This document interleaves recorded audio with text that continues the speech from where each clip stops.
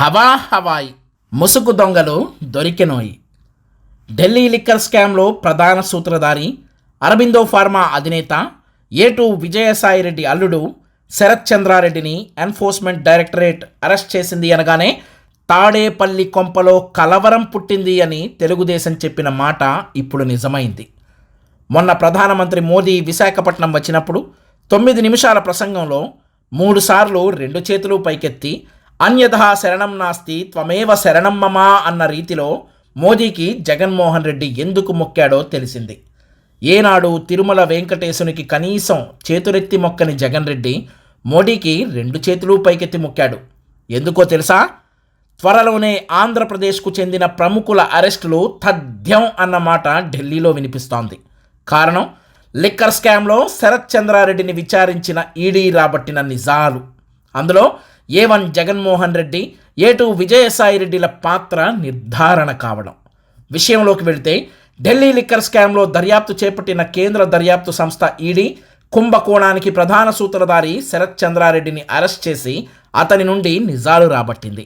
అప్పుడే అనుకోకుండా A1 Jaganmohan Reddy, A2 విజయసాయిరెడ్డిల మనీ లాండరింగ్ అంటే అక్రమ మార్గాల్లో డబ్బును తరలించడం బయటపడింది.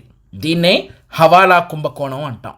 ఆంధ్రప్రదేశ్లో జగన్మోహన్ రెడ్డి ప్రభుత్వం అధికారంలోకి వచ్చాక వైసీపీ పెద్దలు అక్రమ మార్గాల్లో కోట్లకు కోట్లు 2 చేతులా సంపాదిస్తున్నారని, ఆ డబ్బును వివిధ మార్గాల ద్వారా రాష్ట్రం దాటిస్తున్నారని తెలుగుదేశం ఎప్పటి నుండో చెబుతోంది. దానికి నిదర్శనంగా ఒంగోలు వైసీపీ ఎమ్మెల్యే బాలినేని శ్రీనివాసరెడ్డి అనుచరులు డబ్బును చెన్నైకి తరలిస్తూ పట్టుబడటం. ఆ ఘటన జరిగే సమయానికి చెన్నై, బెంగళూరు నగరాల గుండా మారిషస్లోని విదేశీ కంపెనీలకు 1200 కోట్ల రూపాయలకు పైగా తరలించారని అధికారుల దృష్టికి వచ్చింది. ఆ తర్వాత గుడివాడ గడ్డం గ్యాంగ్ క్యాజినోలు నిర్వహించి తద్వారా హవాలా మార్గంలో డబ్బును నేపాల్ తదితర దేశాలకు తరలిస్తున్నారనే విషయం బయటపడింది. దీనిపై చికోటి ప్రవీణ్ కేసు ఇంకా నడుస్తోంది. ఇవి కాకుండా ఇప్పుడు ఇంకో హవాలా మార్గం బయటపడింది. జగన్ రెడ్డి విదేశీ పర్యటనలకు, విజయసాయిరెడ్డి ప్రైవేట్ పర్యటనలకు ప్రత్యేక చార్టర్ విమానాలు వినియోగించడం ఆంధ్రప్రదేశ్ ప్రజలందరికీ తెలిసిన విషయమే. జగన్ రెడ్డి అందుకోసం మిగతా విమానాల కంటే ఎక్కువ అద్దెను చెల్లిస్తూ రాష్ట్ర ఖజానాకు చిల్లు పెడుతున్న విషయం తెలిసిందే. ఇలా ప్రత్యేక విమానాల్లో వైసీపీ నేతలు వెళ్ళినప్పుడల్లా వాటి గుండా కోట్ల కొద్దీ డబ్బు దేశంలోని ఇతర ప్రాంతాలకు తరలిపోతోంది అన్న విషయం ఈడీ దర్యాప్తులో తేలింది.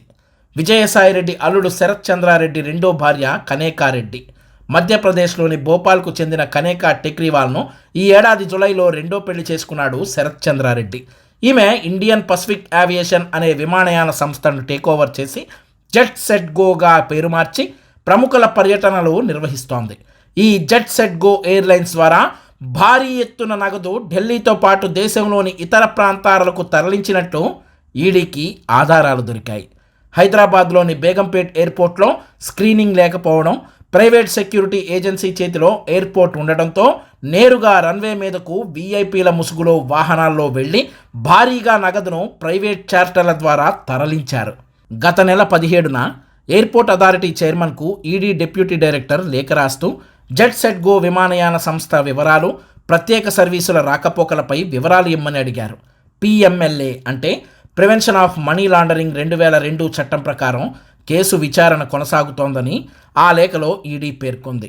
ఒక్క A1, A2లే కాకుండా ప్రముఖ రాజకీయ నాయకులు చాలామంది కనేకారెడ్డి నిర్వహిస్తోన్న జెట్ సెట్ గోకు చెందిన చార్టెడ్ ఫ్లైట్లను ఉపయోగించారని తెలిసింది. ఆ వివరాలను బట్టి త్వరలోనే కొన్ని సంచలనాలు జరిగే అవకాశం ఉందని ఢిల్లీలో అనుకుంటున్నారు. ఇదంతా తెలియగానే తాడేపల్లి ప్యాలెస్ నుండి A2కు ఫోన్ చేసిన A1 ఫుల్గా క్లాస్ పీకినట్టు అనుకుంటున్నారు. మూడో కంటికి తెలియకుండా చేయమంటే రచ్చరచ్చ చేసి పీకల వరకు తెచ్చినందుకు A2కు స్ట్రాంగ్గా వార్నింగ్ ఇచ్చినట్టు వైసీపీ నేతలు చెప్పుకుంటున్నారు. ఆంధ్రప్రదేశ్ ప్రజలారా, మీరు కష్టపడి చెమటోర్చి సంపాదించిన డబ్బును బ్రాండ్ మద్యం, పన్నులు, ధరల రూపేణా మీ నుండి పిండి ఆ డబ్బును విమానాల ద్వారా రాష్ట్రాన్ని ఎలా దాటిస్తున్నారో చూసారా? ఇప్పుడు మళ్ళీ 175 సీట్లు ఇమ్మంటున్నాడు. ఇస్తారా? మీరే ఆలోచించుకోండి.